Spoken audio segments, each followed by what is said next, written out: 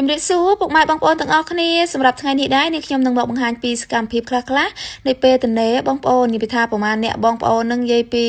មិនដែរចេះមានតែសៃប្រឹងទេឲ្យតែជុំគ្នាមានថ្ងៃជប់សម្រាប់អញ្ចឹងណាហើយដោយសារតែខែនេះគឺជារដូវច្រូតកាត់អញ្ចឹងបងប្អូននឹកឃើញផ្លែឈើមួយប្រភេទផ្លែឈើបុរាណបងប្អូនដូចបានបង្ហាញអញ្ចឹង3អ្នកបងប្អូនមករំលឹកអនុស្សាវរីយ៍បងប្អូនហើយមកអង្គុយបេះផ្លែសខួរញ៉ាំអញ្ចឹងណាដោយសារតែផ្លែសខួរហ្នឹងឲ្យតែរដូវច្រូតហ្នឹងគឺចាប់ផ្ដើមទុំហើយបងប្អូន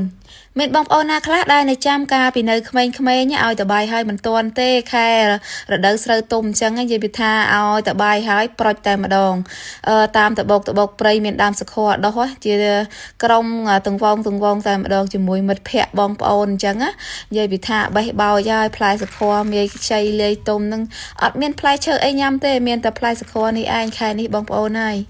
ឆ្ងាញ់ជាងប៉មជាងតាពាំងបាយជូរទៀតបងប្អូនហើយបន្ទាប់ពីបេះសខបានហ្នឹងក៏ទៅបេះបោចផ្កាកណ្ដឹងគោដែលនាងខ្ញុំស្លកកោបង្ហាញពីថ្ងៃមុននឹងឯង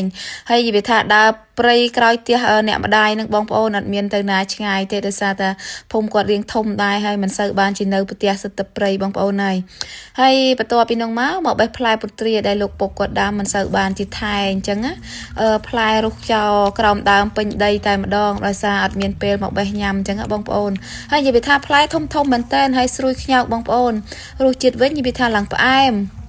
ថាឲ្យតែជុំគ្នាប្រហែលអ្នកបងប្អូននឹងក៏ដើរថ្ងៃត្រង់នឹងក៏ដើរដែរឲ្យតែបានទំនេរ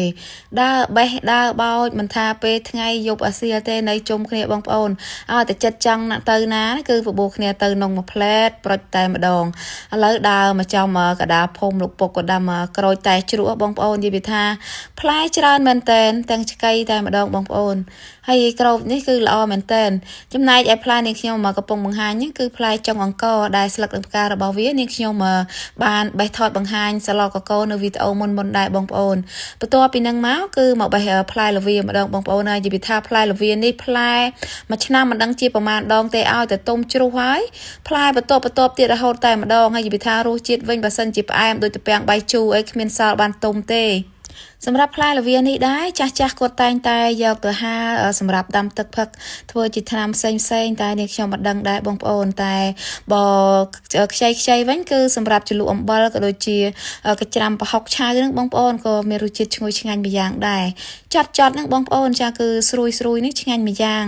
ផ្លែនេះផ្លែគ្មានដឹងខែប្រាំងខែវស្សាទេនិយាយវាផ្លែពេញដើមតែម្ដងបងប្អូនហើយនៅផ្ទះហ្នឹងគឺមាន2ដើមដែរបងប្អូនដើមមួយទុំដើមមួយខ្ចី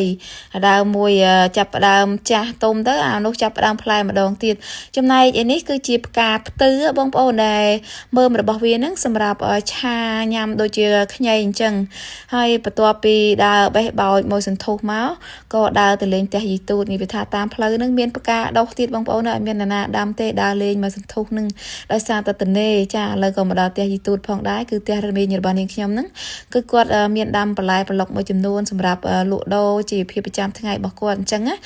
នេះខ្ញុំទៅដើម្បីបេះម្ជូរទុកញ៉ាំជាមួយប្រហុកអញ្ចឹងបងប្អូននិយាយថាអំពិលរបស់គាត់ហ្នឹងគឺមានខ្ចីមានផ្កាមានស្លឹកខ្ចីអញ្ចឹងណា